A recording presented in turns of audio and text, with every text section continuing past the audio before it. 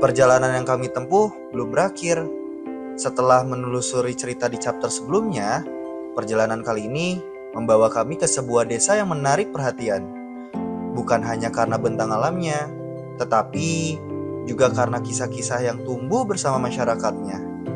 Di Desa Racaka Sumba, nama yang mungkin terdengar sederhana, namun menyimpan banyak cerita yang belum terungkap. Hari ini, temani kami ya wargi desa, mencari jawabannya, menyusuri setiap desa, bertemu warganya, dan mengungkap potensi yang ada di dalamnya. Bersama saya, Rizky, dan inilah Ngadesa. Dari desa membangun negeri.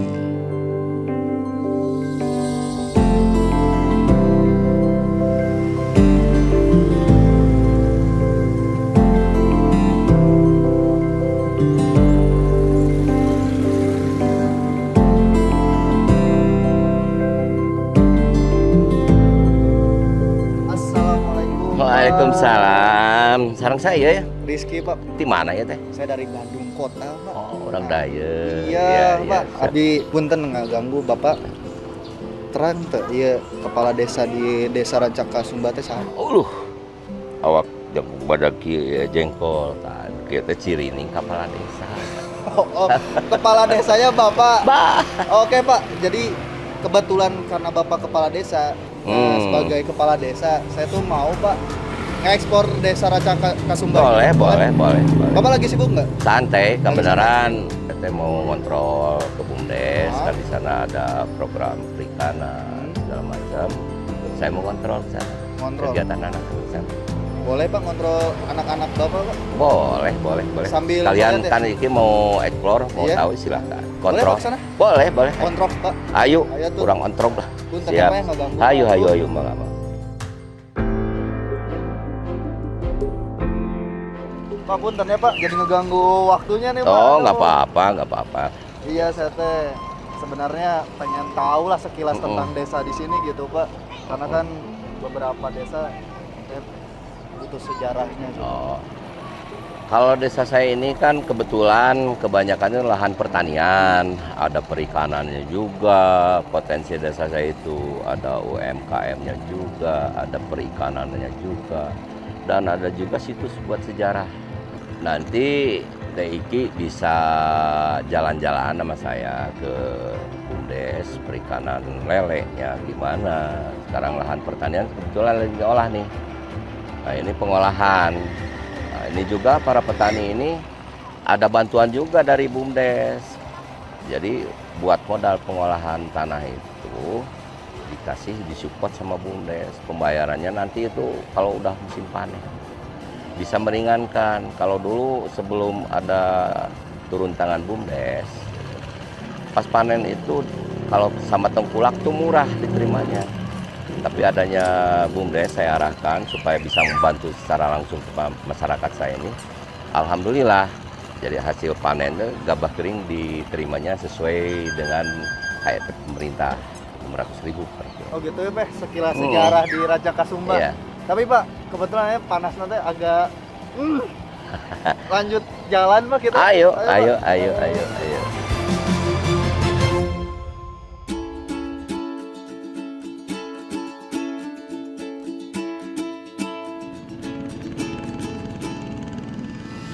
Oh, ini, Pak. Kolam Iya. teh. Jadi yuk tuh. Oh. Itu tempat mijahkeun kan, ieu nu teh sarada rek belok, itu keur nyortiran. Itu mah tinu enog tepikeun ka blok. Jadi pemijahan, pendederan. Nah, udah pendederan, pembesaran nanti di sana. Gitu. Dimulai mijahkeun, ngadederkeun, ya, keur edukasi oge keur iki, kumaha carana orang kota mah semua apal, tinggal ame merenya kenal lele teh tah. Nyeu lele teh hese. Susah. Jadi ya ieu mah aya takdir Allah oge tina enog jadi lele bisa dimakan gitu. Tuh panana tuh sok bisi rek nanya mah. Manehna mah ngolotok segala rupa teh gitu. Enggak, silakan. Panana. Banana. Aduh. Pak, punten. kenalin Pak, nama saya Rizky Pak. Oh, saya Panana Pak. Oh, Manana. Pak, udah jadi pengusaha lele dari kapan Pak? Dari 2013. Lama juga ya? Iya. Sekarang mah ada bantuan dari BUMDes, dana desa. Iya. Alhamdulillah saya udah kebantulah. Udah kebantu. Sekarang saya lagi memperluas satu desa teh RW. Setiap RW saya mau nyimpen pembinian lele gitu. Nah, buat dari proses dari awal sampai akhir Pak, kan saya cuma taunya makan lele doang ya Pak. Iya, ya. Itu kayak gimana sih Pak? Ini mah di sini mah kan dari penetasan sampai konsumsi. Ya prosesnya hampir 6 bulan lah. 6 bulan. 6 bulan dari penetesan sampai konsumsi. Nah, buat penjualan itu per bulannya itu bisa menghasilkan berapa gitu Pak lele? Sementara sekarang per 2 minggu hampir 8 kintal lah. Banyak juga Pak. Iya, ya. Nah, itu penjualan udah ke wilayah Bandung atau udah keluar gitu? Ke Bandung, cuma Bandung ke Bandung aja ya. Ini besar juga ya Pak, tapi ini cuma satu aja atau masih banyak lagi? Enggak, saya paling besarnya di sana, di tempat saya yang satu lagi. Boleh lihat Pak, sih, Pak? Ya, silakan. Lebih bagus ke sana gerai yang banyak.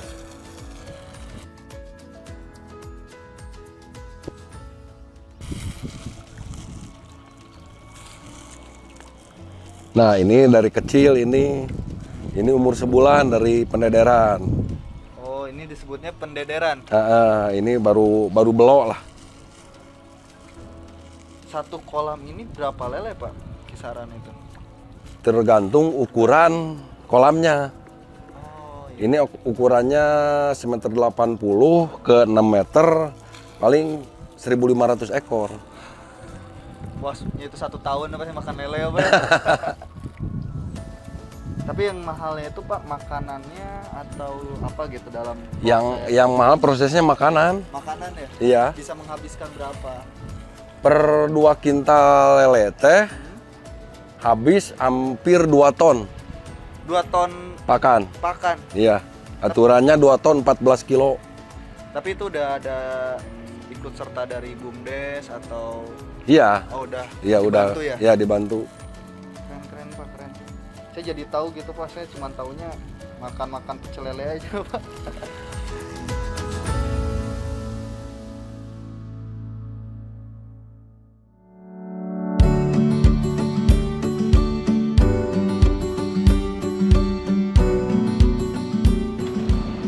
Ki orang di saung ah. Iya Pak. Panas. Ada panasnya Pak. Siap, orang ngobrol di saung. Siap. Jadi cerita dia dah. Oh, siap, Pak. Udah rineh. Santai. Nah Pak, tadi itu kan kita udah ngeliat peternakan budidaya lele Pak ya. Saya ngeliat masih ada ukuran yang kecil, yang sedang. Nah kalau yang besarnya itu di mana ya Pak? Itu yang di kolam pembesaran di Pembesaran. Meniracan. Itu ada sekitar 60 kolam di sana. 60? 60 kolam. Di mana itu Pak? Daerah Meniracan. Pak, ada nggak sih Pak potensi desa ini untuk kedepannya gitu? Kedepannya sih cita-cita selain dari budidaya ikan lele dan pertanian, saya itu dengan BUMDes ingin mengadakan desa wisata tani. Nah, yang tadi yang sebelah sananya itu kan olah. Jadi ada wisata edukasi pertanian. Jadi kalau ada anak-anak murid SD atau dari lembaga manapun, kita bisa menerangkan dari cara ngolah tanah pertanian, cara tanam. Jadi kita edukasi semuanya supaya berlumpur-lumpuran lah gitu. Harapan Bapak itu terrealisasi di jangka tahun berapa gitu Pak? Mungkin tahun 2027 lah ke depan. Karena kita perlu persiapan ya. Karena nanti akan dibikinkan apa itu semacam saung-saung itu apa namanya lah. Istilah orang kota apa sih namanya saung-saung di itu tuh kayak joglo gitu. Joglonya tempat inilah hangoutnya lah. Jadi tiap sudut bikin. Nanti kalau si anak murid atau guru-guru yang datang itu bisa sambil nonton anak-anak lagi diedukasi di sawah, cara nanam, dia lagi pakai kerbau. Nah, bisa lihat dari saung itu. Pak, kan berbicara soal tadi potensi ke depan ya Pak. Ada nggak challenge atau tantangan di desa Rancakasumba ini? Memang ada, tapi sekarang udah mulai dibenahi. Tadi kan udah dilihat tuh ada alur Sungai Cikaro itu ya. Iya. Nah, dulunya itu baru beres kemarin itu sama beko itu. Sekitar panjangnya itu 1.300 meteran sama beko. Nanti ke sininya pakai untuk jalan usaha tani. Kan persoalannya sangat luas kan. Kalau musim panen kalau di Punak itu kan jauh, kasihan. Kalau ada jalan pinggir Sungai Cikaro itu bisa pakai sepeda motor atau roda. Jadi bisa memperingan pasca panen para petani. Nah, itu. Nah, jadi pertanian di kita itu kan tak ada hujan. Sementara ini kalau musim kemarau itu pakai pompanisasi air. Nah, kalau sungai ini udah efektif betul, kan bisa ngebantu. Jadi ada kalau pompanisasi itu kan pakai biaya. Nah itu per musimnya itu satu kotak itu 100 tumbak itu 1 pintal, ada 80 kilo. Gimana hasilnya nanti kan. Peranan desa Pak buat membantu atau mensupport masyarakat di Rancakasumba itu apa sih Pak? Kan BUMDes itu ada perikanan sama pertanian. Sekarang lagi musim ngolah tanah ini kan. Nah, para petani itu dibantu biaya untuk olah tanah. Ya untuk traktornya, nyangkulnya, segala kebutuhan itu support sama BUMDes kita. Nah, pembayaran nanti udah panen dibayar. Tapi diuangkannya itu tidak seperti para tengkulak yang kemarin-kemarin. Sebelum mereka minta bantuan ke BUMDes. Kalau panen itu dulu sama tengkulak itu dihargakan di harga 400 kan tidak logis. Sementara harga bulog itu kan 6,5, 650. Sangat merugikan buat para petani. Nah, saya instruksikan kepada BUMDes supaya bisa membantu para petani secara langsung, diserap oleh para petani. Nah, dihargakan di angka 600, cukup wajar lah. Jadi kebantu. Jangan ada istilah petani itu kalau hasil panennya itu petani tinggal daki. Nah, sekarang kan selisih dari 400 ke 600, 200 ribu per kintal. Lumayan, kalau dapat 1 petak 1 ton udah 2 juta. Itu menambah pendapatan buat petani juga. Mereka alhamdulillah cukup kebantu dengan adanya bantuan dari BUMDes kita ini. Alhamdulillah Pak, jadi peran desa tuh ngebantu petani, terus peternak ikan juga. Alhamdulillah BUMDes membantu ikut serta juga. Ya. Nah Pak, harapan Bapak untuk kedepannya di desa ini seperti apa sih? Saya punya cita-cita kalau cita-cita ini terlaksana, wisata edukasi pertanian berjalan. Nanti kan PAD juga ke desa ada penambahan, peningkatan. Bukan buat saya PAD-nya. Kita kembalikan lagi buat daerah. Gitu. Sementara ini kan dana desa tahu sendiri terpotong kan dana desa itu. Sekarang nasional ini semua desa itu cuman 370 juta per tahun. Karena ada program KDMP itu kan. Tapi mudah-mudahan harapan saya ada di daerah normal lagi seperti semula. Jadi pembangunan ini bisa berlanjut lah. Jadi kita bisa berkiprah membangun desa itu lebih ada tenaga lagi lah. Tapi sekarang ya kita harus mencari menggali sendiri untuk itu. Kemarin juga itu waktu normalisasi Cikaro itu saya nggak menggunakan dana desa itu. Karena dana desa juga sampai sekarang kan belum diambil. Jadi saya gimana kerjasama dengan para petani, sponsor untuk beli solar. Kebetulan beko itu kita pinjam dari Dinas Pertanian, cuman kita beli solarnya lah sama operator, ngasih makan ala kadarnya lah istilahnya gitu. Itu ada bantuan dari para petani, ada yang kita lah ngebantu tambah-tambah. Alhamdulillah kita program ini pure itu swadaya masyarakat. Belum kita mengambil sepeser pun dari dana desa. Dari rakyat untuk rakyat. Nah, itu kita gunakan potensi yang ada dan buat mereka juga. Jadi wargi Ngadesa ternyata desa ini tuh terbilang mandiri gitu ya, tanpa adanya peran pemerintah yang seharusnya pemerintah lebih melek gitu akan desa ini ya Pak ya.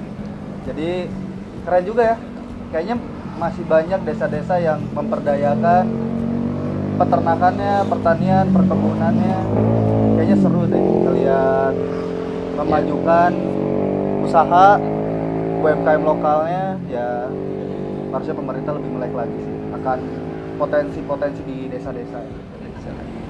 Insya Allah ke depan itu saya ingin membangkitkan UMKM-nya juga supaya masyarakat di kita itu diberdayakan, dapat penghasilan lain sampingan.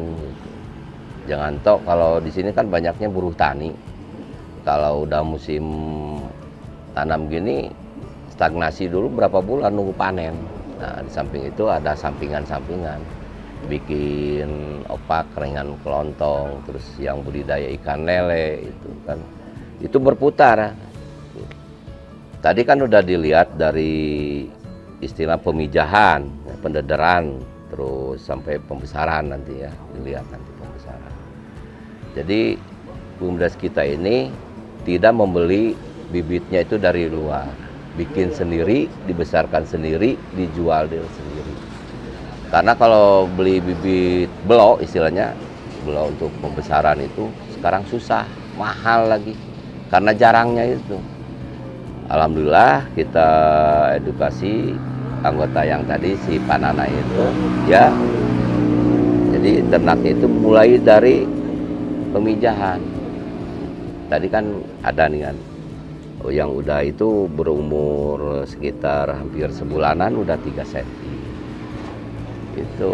Alhamdulillah jadi budidaya ini dari kita, oleh kita, dan untuk kita. Jadi hasilnya insya Allah lah, mudah-mudahan mereka ada penghasilan yang insentifnya buat mereka juga gitu. Oke Pak, ini terakhir dari saya Pak. Berbicara soal visioner ya Pak, jangka panjang Bapak sebagai kepala desa, harapan dari per 3 tahun, per 5 tahun Bapak nanti menjadi kepala desa apa sih Pak yang Bapak gambarkan? Kalau soal cita-cita tadi itu, jadi segala potensi yang ada di desa kami ini bisa bermanfaat buat masyarakat, khususnya buat desa Rancakasumba dan umumnya buat Kabupaten Bandung atau Indonesia pun. Silahkan datang ke desa kami. Nanti kalau udah terjadi desa wisata edukasi pertaniannya, perikanannya gitu ya. Mudah-mudahan itu cita-cita saya, karena saya ini menjabat kepala desa baru 1 bulan deh. Gitu. Tapi cita-cita setinggi langit. Ya pasti, Nah, apalagi kalau udah niatnya baik ya Pak ya. Insya Allah niat kita ibadah ya. Istilahnya buat apa kita kalau untuk menghancurkan desa? Kita ingin membangun desa seoptimal mungkin lah buat masyarakat kita juga. Itu. Pak, makasih banyak ya Pak sebelumnya.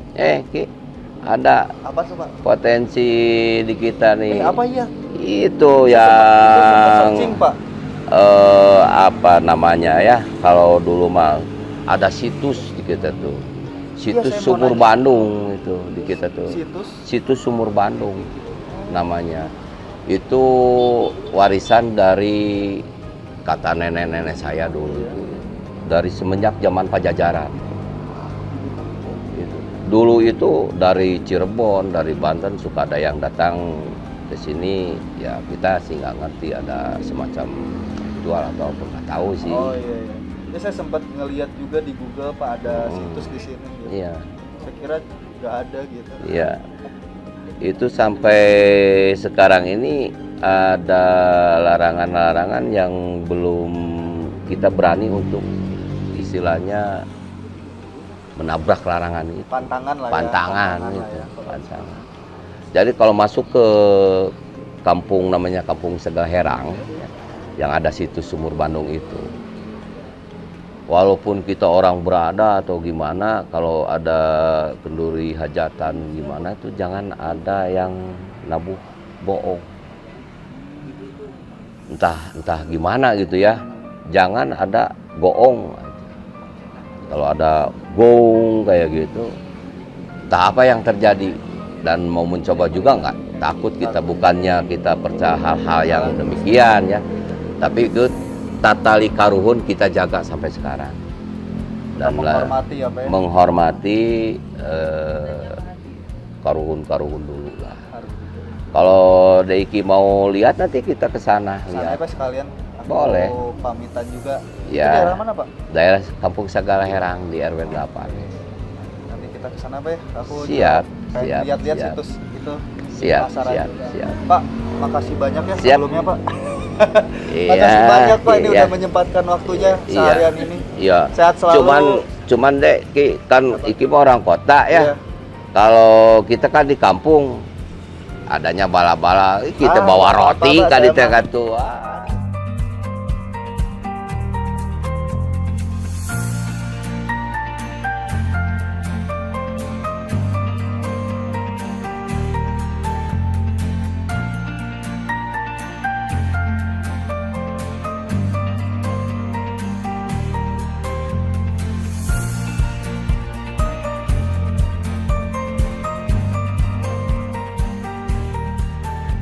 Setiap desa memiliki cerita, dan hari ini di Desa Rancakasumba telah berbagi ceritanya kepada kita.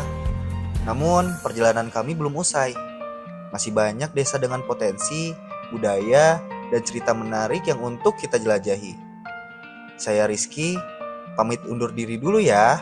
Sampai jumpa di petualangan selanjutnya. Ngadesa, dari desa, membangun negeri.